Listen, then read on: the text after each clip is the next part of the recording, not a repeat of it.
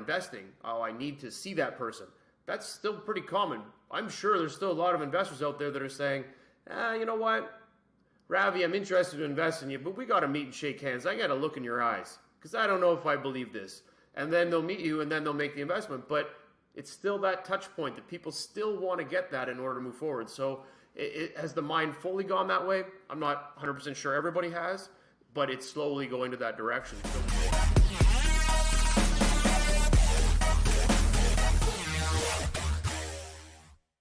Okay, Jeff, what's up, buddy? Welcome back to the show. Ravi, thank you for having me. Always a pleasure. Yeah, I mean, Jeff, I'm always taken back by how generous you are with your time because you're a busy guy. You're everywhere. OPN when we first came to one of your events, I was always blown away by the theatrics of what you built. Because we first met at City Hall. You got City Hall's a venue. And not just one or two times, like you had a recurring theme of running the startup event at City Hall. And what I really appreciate about that is the theater of it, because it helped, especially early stage companies that you serve, always feel like so important. You build this whole grandeur stage about it. And, that's kind of what we try to do with our podcast, our initial set too, so I kind of say the mentality of it. But no, now with COVID, it's really hard to do that. I know I've seen you do a lot of OPN events. The grandeur is gone, where people are not interconnecting anymore. I really want to see, your mind state of, how you're continuing to generate value for early stage companies and how that environment looks like. So, what's up, man? How's COVID been, and how's the startup life? What are you seeing? Well, again, appreciate it, and the comments and the thoughts are they're bang on. And when we started everything, we wanted to really make sure that our focus was around the startup. So we didn't. When we worked with the Toronto City Hall, we loved the venue because it was so big, and it just allowed people to feel that they were part of something big, and that they were one day going to be on that stage, or they were going to be able to pitch. And what was really kind of cool about it was, one, outside of obviously the city being really driven to support us, but it was the fact that the startups, they got to be everywhere, and we didn't bring in big businesses. It wasn't about them.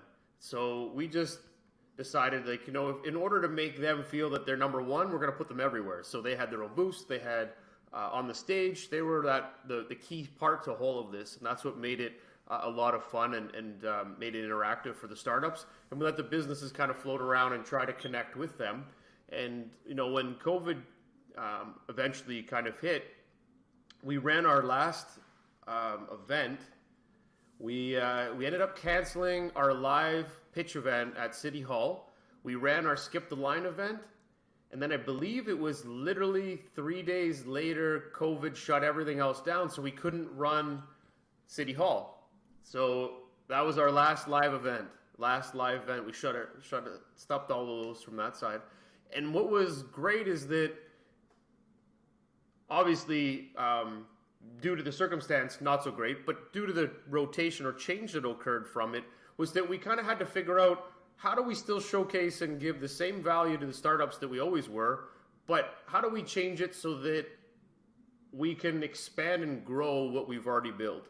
And the great thing that came out of that was that we kind of put our heads together, started to figure out where are we doing right now? What can we do better? And then what can we be in a year from now, regardless of where COVID brings us? And that's what we started to really build on. And literally that week and the week before, we had sat down at Y Space with a group of people and started doing a strategy planning. So we had all these people in a room trying to figure out, okay, what do we want to do? Where do we want to go? And we were really strat planning, figuring this out. So all of these things all happened at the same time. So it was kind of serendipitous to us kind of figuring out where we wanted to go. And COVID kind of was driving that. So fast forward, I guess, a year. The great things that have come out of it is that we took a platform that was, maybe 70, 80% Canadian, and we globalized it. So now we took all the deal flow that we were working with startups. All these companies were coming to us all over the world, but we couldn't do anything with them.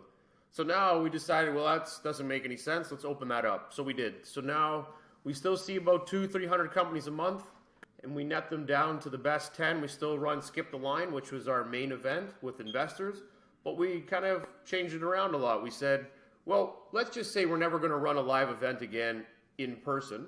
We're going to do everything online. What do we want out of this? What's the best thing for everybody? And we said, let's just build great content. Let's just make this all about supporting and driving the startups. And then let's come up with something that will allow us to engage deeper with the investors. That's going to still benefit the startups. And then how can we pull all this together in a nice little package and get this moving forward quickly? So we spent the better part of the first couple of weeks, and I'll probably say the reason being is that the scare factor set in, and we went from like this crazy amount of busy time to all of a sudden it just dropped off, and we were like, what's going on here? Is this email on? Is this the phone working? Something wasn't right, and that was because everybody was spooked. They didn't know what to do, and we took that time, planned, figured out, and we came up with a new model and structure, and it's been awesome. So we found a way to tie in all the global companies into what we're doing. We now our pitch series, which is now constructed under Skip the Line. So our City Hall event, which was the major event, would now actually be a subset of Skip the Line. So Skip the Line is now the major event, and it's all around investors and startups. So we have a program that we created, which is 5 consultations and 2 pitch events. So we take the 200-300 companies a month. We work with net them down to the best 10. Those 10 companies then go through the program over the month and a half, 2 months, and we work with them. And the companies could be anywhere from 3 years we've been working with them to 2 months. And we work with them to get them pitch ready. Once they're ready to go, they pitch at our first event called Pitchit, which is broken over 2 days. And then from there, at the end of the 2 days, they get feedback from our LPs. 3 of our LPs sit on the panel and give feedback. And then they give us their top 5 rankings of the 10 companies. And then those companies, the top 5, we then take the ones that had the least amount of votes, the bottom 2. They actually get put back into the funnel, and we work with them at the next event or when they're ready to go. And the 8 companies pitch at Skip the Line. So that actually is happening tomorrow. And we are globally set up. So we have 3 Canadian and 5 global investment community members that are vetting deal flow. 7-minute pitch, 10 minutes of Q&A. And then the crowd is made up of 50-plus global investors. So now we've been able to bring global investors to the stage so they can pick up companies. So now we've made it even more of a value. And so that's how we structured that change. And then we created a podcast in March where we interview angel VCs globally. So in that, I guess it's been about a year now since I started in March. I've interviewed over 70 investors, learned a ton, built a ton of relationships out of it, which was really cool because I've never been a person over person. And all of a sudden, man, I'm like, I had no idea. You're cool. This is amazing. So really got a lot out of it. And we learned more about what investors were looking for. And now we tied that into the event. So now these investors are coming to pull deal flow. So that's how we've been increasing our investor touch points into our event. And then from there, our fund, we invest in 1 to 4 of those companies. So it's been a nice, great little pivot to really bring more value to the startups. Amazing. I mean, amazing. So I've been following this journey as well, right? Now with Skip the Line and these pitches. So, 300-400 companies a month coming in through this pipeline globally, right? What does that look like? Like, do you focus on any particular? I know you from last week, it looks like you're agnostic to industry, but have that changed? Are you focused on any particular industry, particular types of companies? For sure. So what we've done is we've built the brand around the fund. So the supporters fund focuses strictly on investing in deep tech, retail, and fintech. Those are the 3 areas we focus on, which happen to be the 3 areas of my background. So we went from this large agnostic view of the world and investing in any great company we thought were great. And over time, we started to say, well, man, we really need to hyper focus. And the focus isn't because we don't want to invest in everybody. It's because time. You only have so much time to focus on certain elements. So we thought, okay, let's focus on the things that we can really dive into quickly and bring a lot of value in. So that's where we started to hyper focus our fund in. And we thought the thesis really fit to what our backgrounds were and what we knew. So that's where we focused it on. And then what we did is we went out and got industry experts to line up behind each one of those buckets. So that will bring a real value back to our investors. So that's how we did the supporters fund. And then on the OPN side, which is the umbrella of all of this, it's still agnostic. It's open to all companies because we want to be deal flow for all angel and VCs globally to come in and pull deal flow. So in order to do that, you can't be just focused on one area. You let it open to all. So we still do that, which is cool. But now we're like, oh, I want to invest in them, but I can't. It doesn't fit into our thesis. So, but we still can give them face time and give them the value that they deserve for being a great company. So it's been really cool. Yeah, that's really interesting. I like the idea of niching and focusing down, because I believe like the entire industry is kind of changing this way, where it's more focused and more growth orientated, right? Where the investors are now taking more of a direct approach into this, right? I've been calling this like for lack of a better phrase, like growth engines. Like Clearbank is like probably the most forward thinking of this, like most top of mind. But even like Georgian Ventures recently changed into a fintech company, right? We're seeing like investors who put money to companies, not just passively investing anymore, but taking an active role in leading companies through their growth through connections and through networking, to actually taking a growth role. Social capital, Chamath has taken a very aggressive stance towards the companies they invest into, right? So when this focus is focusing on the companies that with a background in the industry and the type that you're most familiar with and have a background in, what does that look like from a back end perspective, right? Are you still capital playing, or are you like getting more involved with these companies? Because I know you have you're very relationship focused. For sure, and great questions. So what we did was we actually took all of the investors that we were bringing into the fund, and we created a program where we actually have an investor tie into the startup. So we were trying to build that out, because as you continue to build up your portfolio and still keep investing in companies, they become further apart from you because they're growing at a different stage. And I always like to say that, right now we're going to be working really closely together, but in 2 years, you shouldn't know me, because you're going to be growing past the stage that we're at. So you'll be at a Series A. We're not at that stage anymore. So you need to be bringing in new people on your advisory committee board, on your boards, everything. You should be working to get rid of me. So you don't want us in your board or your director side, because at the end of the day, you're growing your business, which means that you're going to be bringing in growth experts that are going to come up at all these different layers of investment. So we're past pre-seed and seed. That's us. At Series A, we're just starting to weed our way out now. So we want you to find those rock stars. So I think when it comes down to what are the great things that we can keep working with our startups, we provide them with all of our angel investors. Our target is that by the end of April, we'll have 50 angel VCs that are tied into the fund, which will allow us to deploy a lot of that skills, knowledge, and excitement from an investor standpoint into the companies we work with, which we're already doing now, but now at a larger scale. And then that way, when we start to bring in a larger dollars, we have a really strong base of talent, invested talent, that can really go out and work with the startups we invest in. So that's a way that we wanted to be from the beginning. And now, you build that strong base, and then you go from there upwards. Yeah. I mean, you alluded to the fact that, some of the companies you deal with, you've known for like 3 years and you've kept ties with them, right? Especially for early stage companies, we hear about this a lot because, Series A and above, companies have financials. There's a way to actually vet them properly. Like you can see what the revenue streams are, what their business has been. You can go into more of the qualitative data, right? And quantitative data. So before that, companies really exist on paper and the story that the founders tell, right?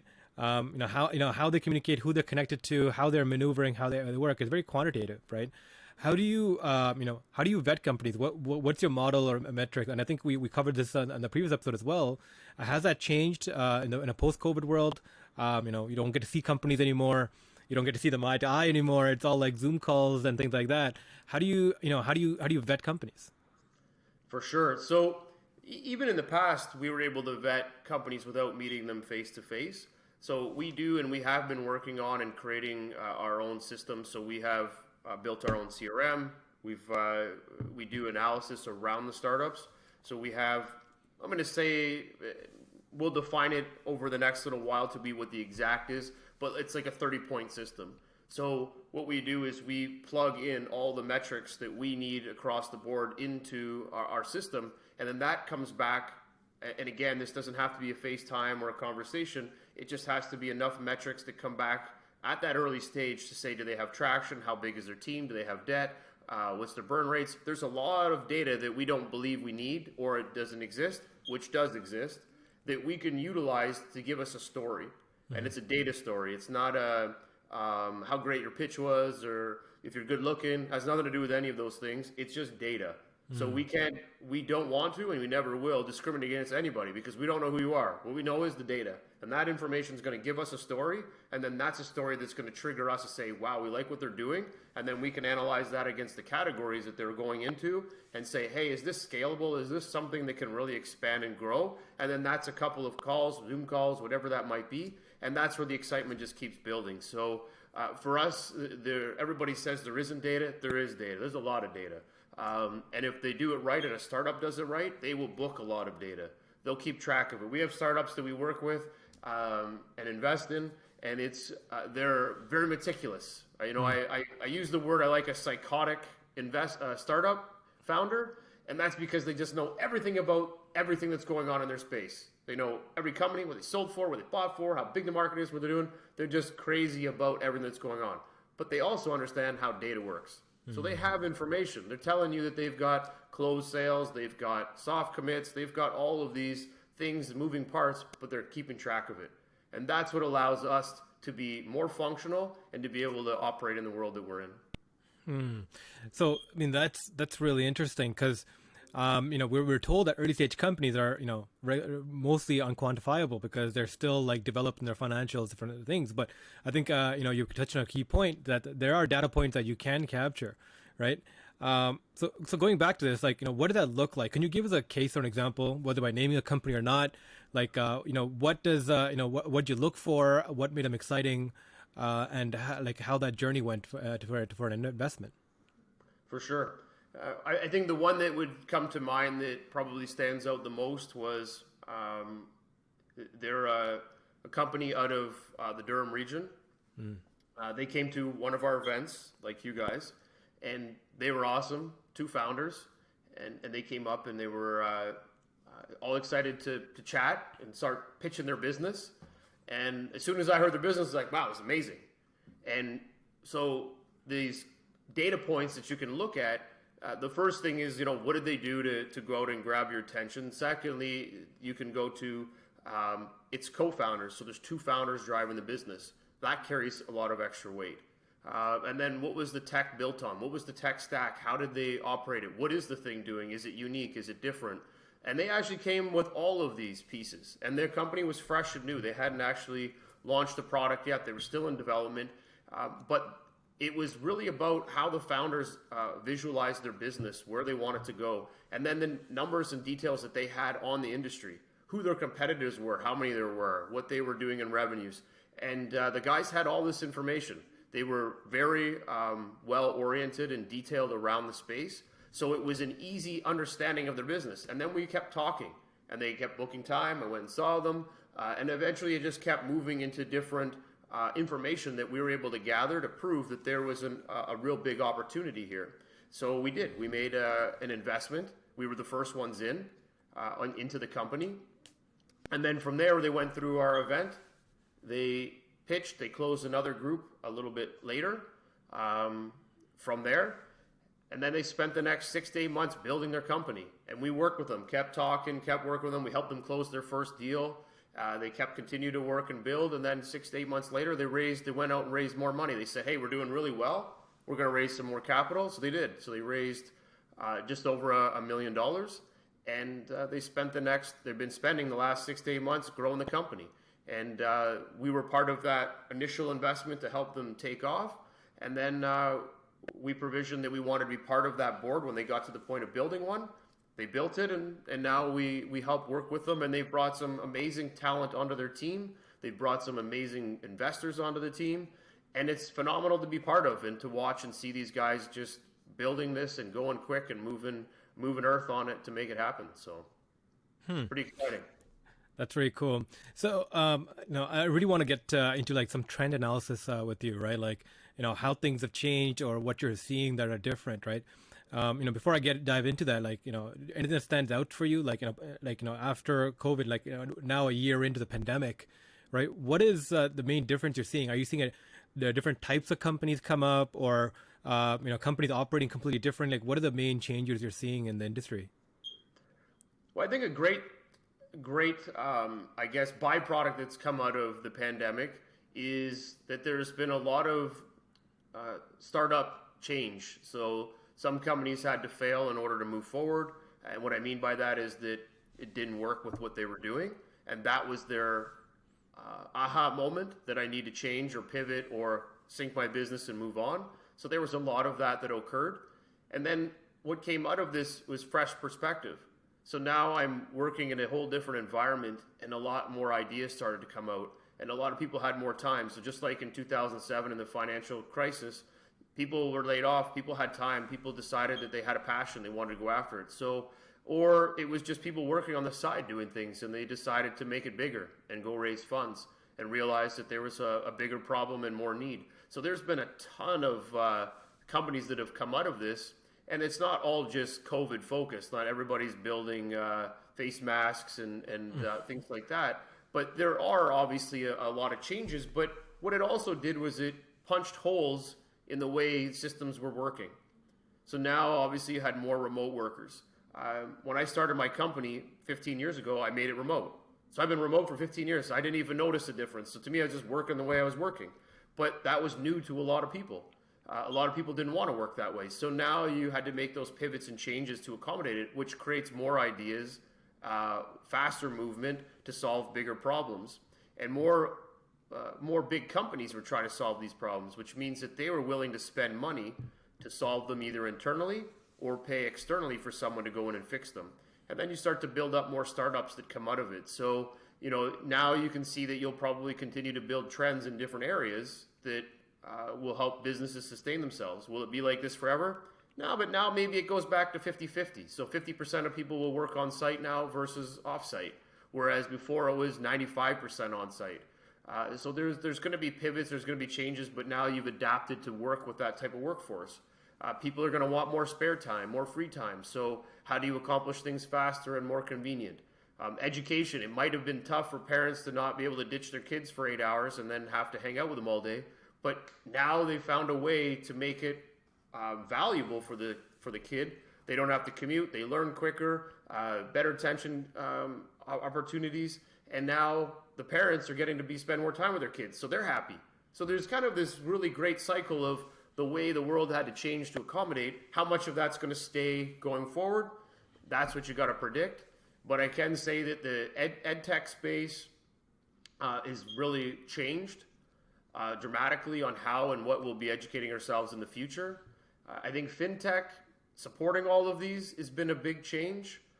There's a lot of commerce that's coming out of how these people will be interacting on a daily basis in ed tech, health tech as well.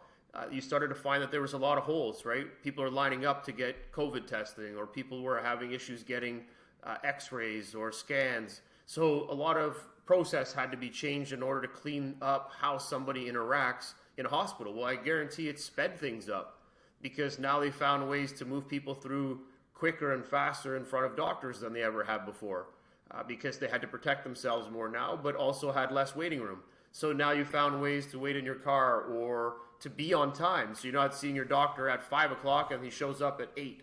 Mm-hmm. So now there's, that change. So that was probably a massive change for people because they got tired of waiting 3 hours in an office. So a lot of these things started to improve themselves, and it's going to come from a startup trying to figure out how to solve it and get their way in. So I think there's been a lot of areas that got updated because of COVID, but then there's also areas that probably don't get touched very often, and now they've started to get expanded on, which is like areas in construction, landscaping, and other ways for people to start hands-free fixing things. So there's companies that will do your roofing, and they'll do satellite imagery on your roof so they can give you a quote without ever having to come to your door. So you're speeding up a way to interact to get something done.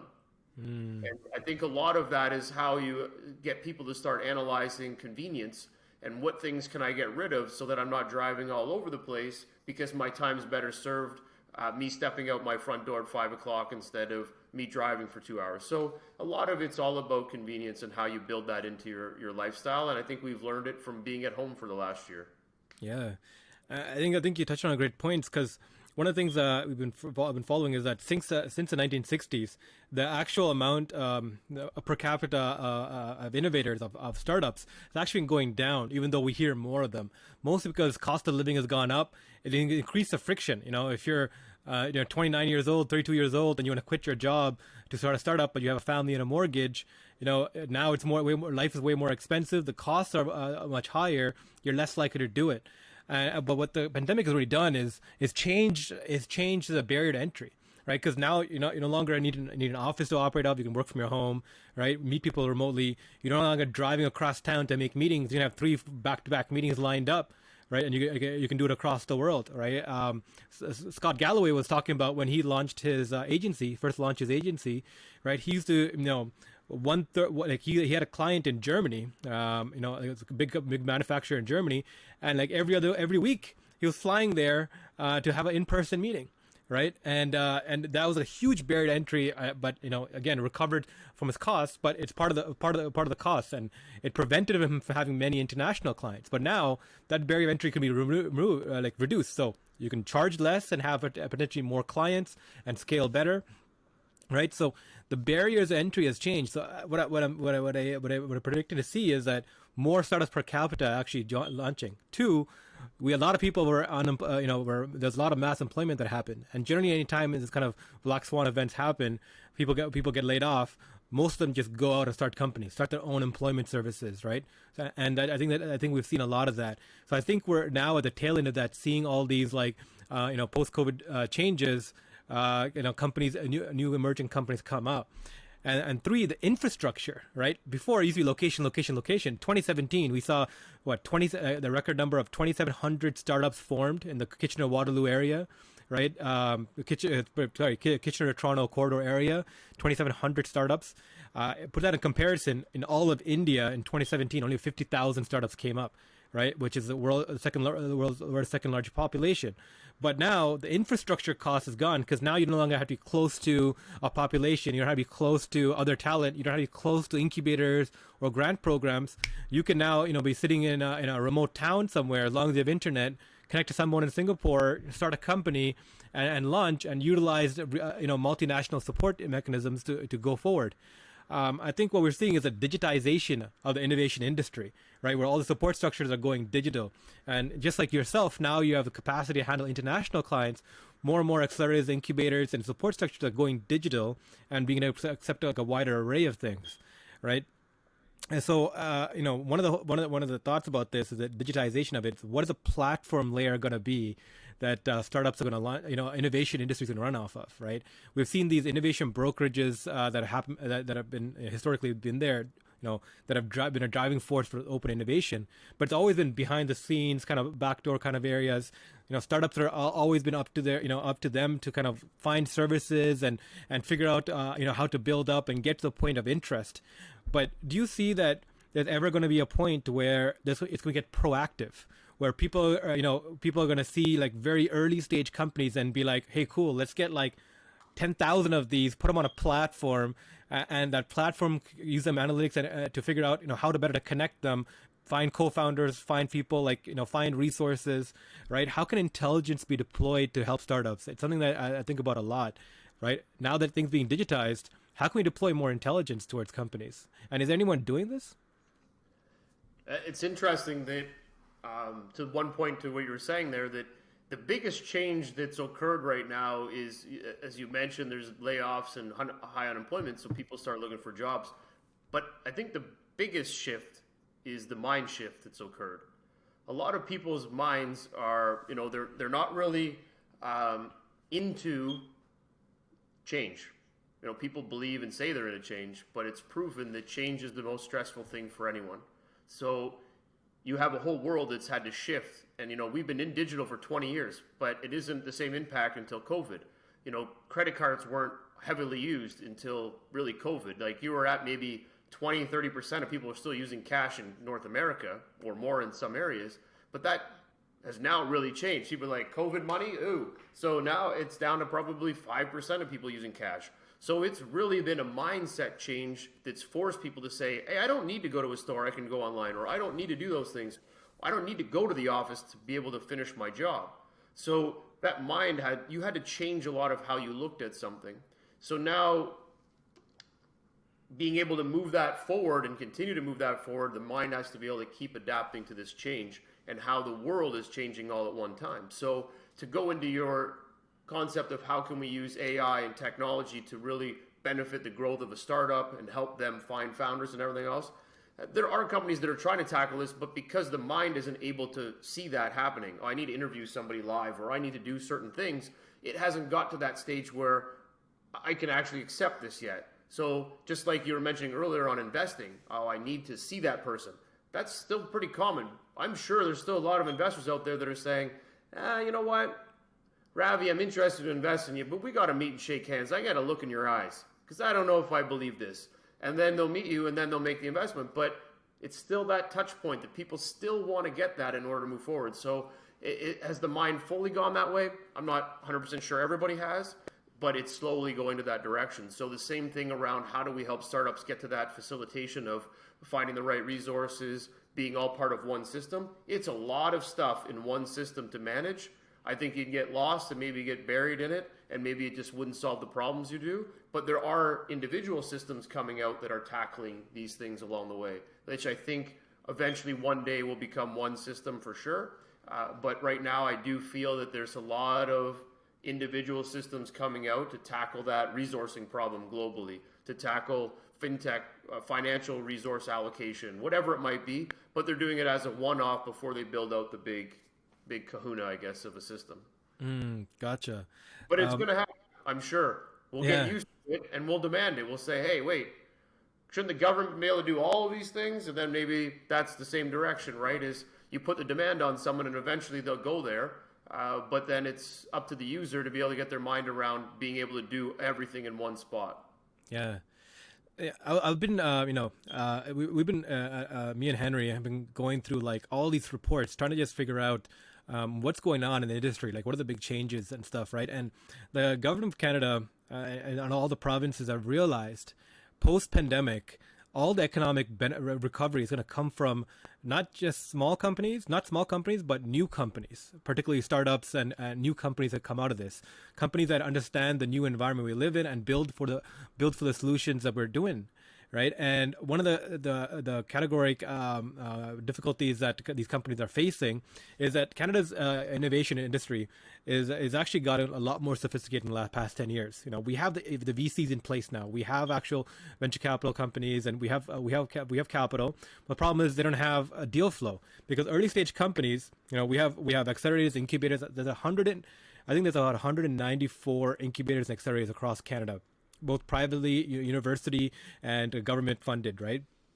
So correct. This infrastructure is there, but the main missing piece is smart money, like the strategic investor, the angels who can come in and who have done it before, right? Who can invest not in invest in companies that are an investment, but as in buying the future the company's trying to build, right? Majority of the wealth in Canada is still made in traditional industries. So a lot of investors, when they come in, they see things as, okay, what is my return going to be? How much percentage of this do I really own? They're looking at it at a very antiquated model. They're looking at from real estate models or things like that, right? Whereas with startups, especially early stage investing, it requires a lot more infinite thinking, where you're buying the future the startup's trying to build, and you need to believe in that. And generally, the best investors are those people who've done it themselves before, right? So one of the missing pieces, and it's one of the things that and you and what you're doing is so important, is you're filling the strategic gap. The biggest gap in our economy, in the innovation economy in Canada, is that the strategic money that's coming in. Are you seeing more support coming your way, or to people like people in at your level investments from government or from other industries, or is there support structures being provided your way? I would say that from a government standpoint, you're right. They have taken a lot of measures to support the startup community. I think that they see that it's imperative that it's 96, 97% of Canadian economy is small, 5 to 10 people companies, and they drive the economy. So you need to support that base. You need to make sure that it's growing and getting the value it needs from revenues all the way through to resourcing, because that's where they make their tax dollars in order to run and build an efficient government. So they are doing a lot of things from OCE and other government-funded groups that are making investments and follow-on investments, matching. So there is a lot of that, and it's up and down, right? And the tax side of it's different in Alberta than it is here from a tax matching perspective on investors and investments, so that you're not getting taxed on the dollars. So I think in Ontario, hopefully they'll start to see a different way to package how investors put money in. So if they do put 50,000 into a company, that they're not being taxed on it the whole amount. Maybe it's a half the amount, so that there's some benefit from it. And again, the reason is that you're supporting an economy, a new economy, to help build it up. So a lot of those things are going to start coming out in the future, I suspect, especially with coming out of COVID, to keep things moving and not go into a deep recession. You'll see a lot of support from an investor angel side and what we're doing. We've gone through our cycle as well, right? We went from the people coming into our fund, and I was talking about this today, that we had to build a brand, build some time, build up some investments, show some growth, show some opportunities. We have one company going RTO. So all these things have built stability into what we're doing, which you go through a cycle. Like your first round of investors, friends and family. Your second round are usually close advisors and investors that really like what you're doing. And now the third round, you're getting people that don't know you, but seen what you've done over 3 years or 5 years. So now those are the types of people coming in. So the support mechanism is really based off the opportunity that you're creating and the types of people you're interfacing and networking with. So just as we've gone through these cycles, a startup goes through the exact same ones. There's not really much of a difference. So, we implore our startups and everybody else, get out, network, meet people, talk with them, learn what they're looking to do, what they want to solve, how they solve problems, how they tie in your business. And governments are doing the same thing, but from a whole different perspective and level. They're doing it with the angel groups. And they're saying, hey, we'll give you some money so that you can go out and deploy it. Or we're going to go out and give money to these groups, and they're going to get that out into the economy. So everybody's doing their own part to help support that resourcing base to ensure people are employed. But one of the statistics that we follow and we match in is, how many jobs are we creating through our fund when we invest in a company? How many countries are they touching in that work? Like that, to me, data is important, and that data really shows the value of what you're trying to build. If we can say that we've invested in 30 companies and it's employed over 280 people, that's amazing. Well, how do we make it 400? Well, maybe we need to put more money in, or maybe we help this company grow faster. So there's a lot of those elements that tie into it. But I think in general, in the last year, we've seen a lot more focus on helping startups survive, and not just in Canada. Our biggest markets are India, US, UK, and Canada for startups that we talk with. And we've engaged with over 70 different countries from startups. And those are the ones that we speak with the most, which happen to be massive centers for growth in startups. And like you said, there's 50,000 startups in India. We're on panels and talking with all over India, and it's incredible what they're doing and where they're going with their economy with startups and the support they get. We've talked with great economies and startups in Chile, probably one of the best centers for startups. They pay you to go there and work for 6 months to build your company, $50,000, amazing. So they really are trying to build a base. They don't have the investor support that they want yet, but they've got a government that's really driving the support to build out their economy. Mexico, Chihuahua, Mexico, another great center. They've had some great startups that have gone through their system and sold all over the world. And these are all becoming epicenters because they're seeing the value in bringing money in to help support and drive out these early stage companies. Sorry. Yeah. So I think that's really interesting because internationally, the things are a little different, right? Like, I was on a panel. I was invited to talk on a panel by the Canadian Securities Exchange, and they're really trying to push out a message that it's actually a lot easier to list in Canada than we previously thought people think about. Whether to be IPO or even get secondary or tertiary markets to gain capital through the private sector. And this topic came up, and what I kind of described is that in Canada, and what we really have is the innovation landscape is literally a swarm of bees, which is all these tiny companies that have a difficulty coming up. Then like a big margin between that and actual startups that we are more verified and actually get to the public. And those are the companies that get to the VC. So when we talk about deal flows not going upwards, it's because these swarm of bees are they're not getting to that point, climbing up there.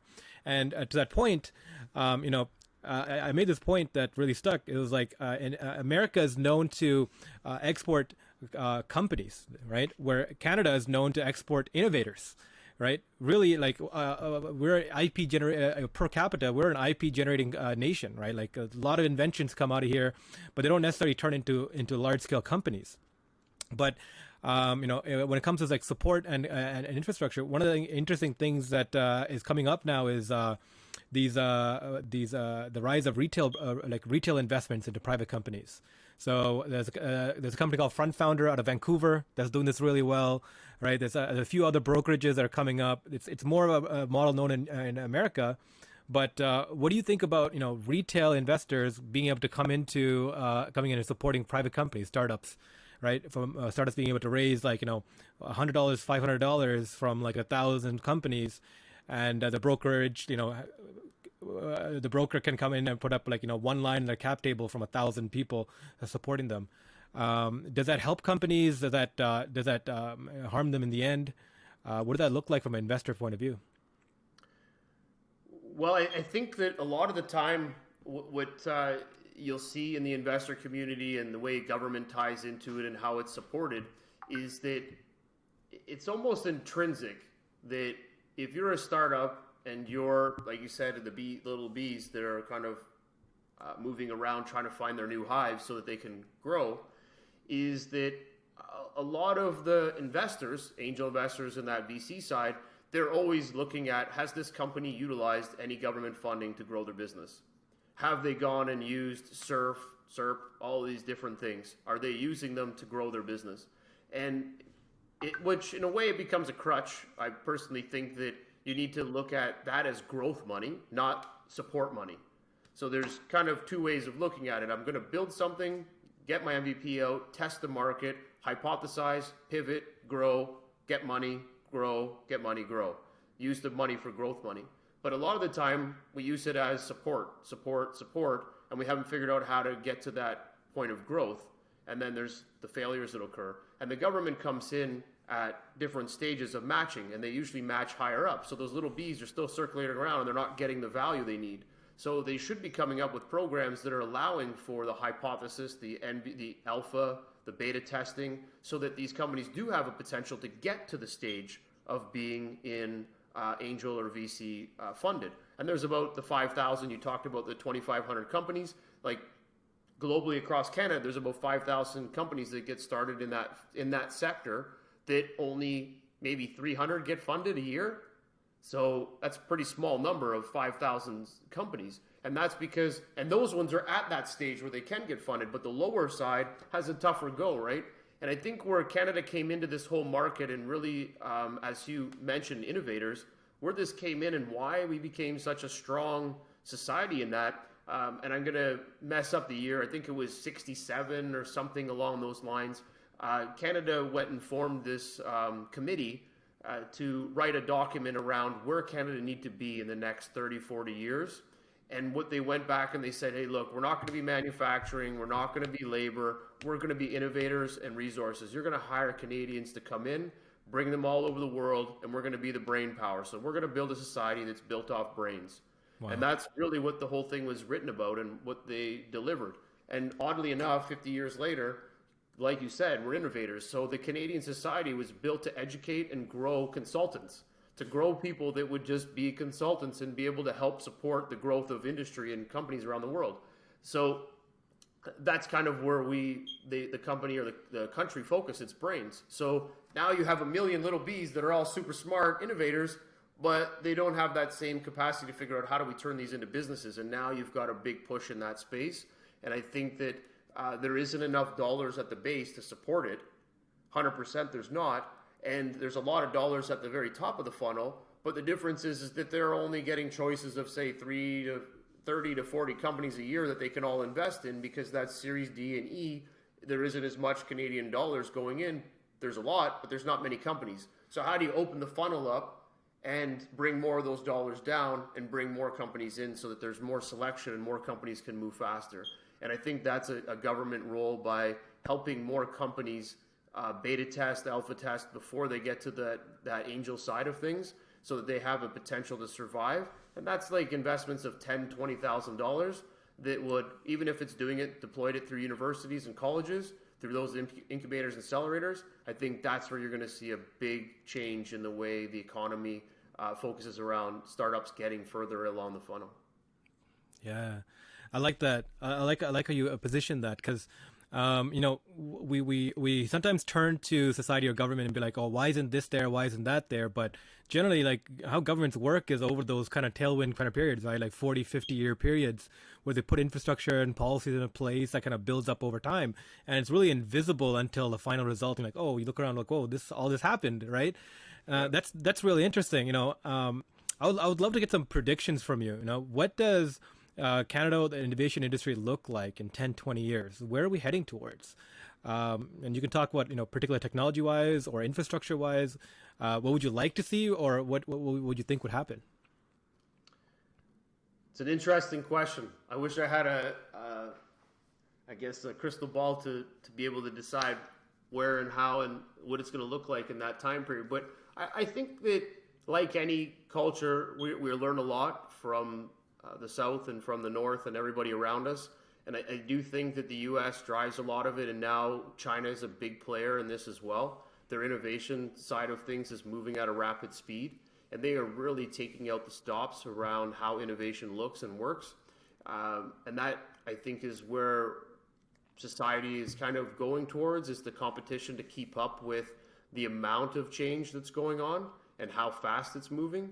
So I think that if we're to predict where we want to go, we probably will be in self-piloted flying machines in the next 20 years. People will be moving quicker, faster to get around. The U.S. is already coming up with bullet trains that will shoot you across the U.S. in a couple hours or an hour from one side to the other. So I think that we're always moving in advancements of how do we get ourselves quicker to one spot to the other? How do we accomplish something with the least amount of touch points? So I think if you're looking at innovation, like, there was a video floating around that showed like the home in 1970s, and they were doing this prediction of what home should look like. And they were bang on, because all the stuff they were talking about is like, I walk in the room, the light goes on. Well, they couldn't do that in the 70s, but today that's exactly what's happening. So it's kind of an easy way to predict that we're going to try to find ways to reduce the amount of labor and the amount of touch points to increase the efficiency and effectiveness of us having to do less for more. So what industries can you change that would reduce that? And everybody's fear of AI coming in would change and ruin the world, but AI has actually just allowed more people to be smarter and less people to do the labor, and being able to allocate different things. Like, if you look at Loblaws, when they came in with self-service checkouts, people were like, well, you're losing jobs. Or when they came in with pickup, to pick up your groceries. And people were like, well, you're losing jobs again. But what they didn't realize is that it actually increased jobs, because they had to move people around to now go pick groceries. They didn't have that job before, because they don't have a machine to go out and pick groceries. So you shift resourcing around to order to accommodate other efficiencies. And the efficiencies are built for the customer. So yes, we've made it easier for that customer to pick up their groceries, but internally we had to do a lot more to continue to be efficient and be able to bring down our costs so that we can still make money while building efficiencies for the customer. So I think a lot of the predictions are going to be focused around how do we continue to bring efficiencies in while ensuring convenience is built at a hyper speed. So if that goes to education and allowing you to learn quicker, faster, more effectively, so that instead of you getting to university at the age of 22, finishing it, you'll actually be done by 17 or 16. Because really, we should be smart enough now that we could educate you fast enough on a system that you don't have to go through the basic rudimentary stuff that we teach somebody in grades 1 to 8. We should be able to teach you grade 1 to 13 in your first 6 years of grade school. Why? Because your brain is at the highest peak of development, and we're treating it like it's at the slowest level of development. So how do we increase that? So how do we start looking at things that we're taking for granted that haven't fixed or changed yet? So if we built a bridge in a week, how come China can do it in 3 hours? Well, they're looking at efficiency. We haven't started to even touch that yet. So a lot of, I think, predictions have to be built on what things can I change fundamentally to go to the fastest output for the best product. And if that goes from education all the way to how you build a TV to how the internet works on speeds, I think a lot of that's going to change by being trying to figure out how to take out the middleman, if you will, or the middle ground of slowness to supersede what we're not looking at. I love that. Towards more efficiency. I think that's one of the best answers I've received to that question. It's kind of a throw out kind of question I ask because it's so open ended. But I liked how you positioned that answer. Another thing, I know we're running low on time here, but space as a platform, as an industry, right? Canada has a 2030 plan. There's an agency that's being deployed in Canada that's with an operational timeline of 2030. Canada has a huge industry in oil and gas and manufacturing, and they want to deploy Canada's infrastructure of a legal system and a claiming system towards space, aka asteroid mining, especially the claiming of things on asteroids. So Canada has this plan that it doesn't think that it'll be the launch center for anything. U.S. is still the global leader of that, and there's a bunch of countries now getting the capability to have launch centers, but really.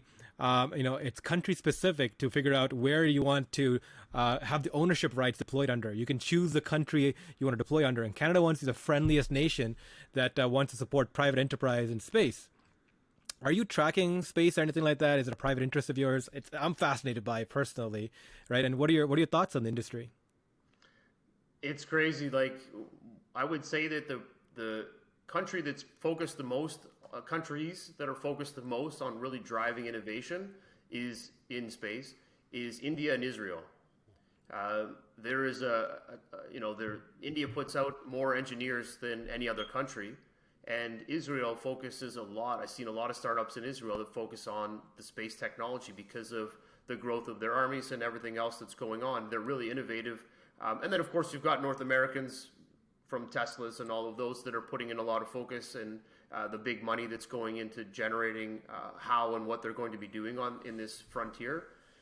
I think, like anything, if you can find something that's untouched, it's going to be the next massive frontier. And right now, space is the most untouched frontier that you can drive into that is going to bring you opportunity and value. And there is so much money going into it. There are so many satellites being deployed on a regular basis, daily basis. There's probably more satellites up there than there are cars down here. Like, it's crazy where the data and information is that they're trying to pull out. And I'm kidding, there's not more satellites than there are cars. But that there is such a massive industry in it. And there's so many things that we're not even looking at and thinking are existing, that they're already doing in space, that they're already doing with satellites. The amount of data and tracking that they're doing in the satellites that are being operated. There's operators that own 1 to 1,000 satellites and the information that they're able to collect from them. There is a lot of really cool things that are happening in this space. No pun intended on the space, but there is a lot happening, and I think that you'll see a lot more come out of it. And because it's so unknown, you can be as creative as possible to solve a mini problem. And there are a lot of U.S. universities coming out with programs where they're willing to give $1 million for the fix of this problem that they're creating through their NASA programs and other programs that they're running, which is pretty exciting. Man, that's amazing. That was a great answer. Again, like space is such like a frontier. You're absolutely right. I don't think we hear enough about what's going on because there's a lot of back-end technologies being built and utilized globally. And I think you're absolutely right Bloomberg did a really good series, quick takes on the space industry, and India is trying to become the leader of like microsatellites and deploying of microsatellites, right? There's a Kitchener-based company called PagerDuty. They IPO'd for $1.9 billion in 2019, and they're the backend database, the backend platform for Netflix and all these major companies, and they want to be the backend platform for space as a platform for all the satellites and all the kind of communications. They're trying to do that. So I think there's a lot of backend plays that Canadian companies are doing that we're not going to see that until the tail ends hits. So it's absolutely fascinating, definitely. Oh, massively, massive, Perfect. huge space. And if you can come up with another area that becomes like the frontier or becomes something that is really unearthed or untouched, then you know that you can spend a lot of time focusing on it. There's a company out of one of the groups you work with out of Montreal, phenomenal technology, and it connects people through a device all over the world, place a device, and then you tap into that device and everybody's connected offline, no internet, just so much cool stuff. But they had to build it from scratch and just slowly build on it and get people interested in the tech, interested in the solution and what's coming out of it.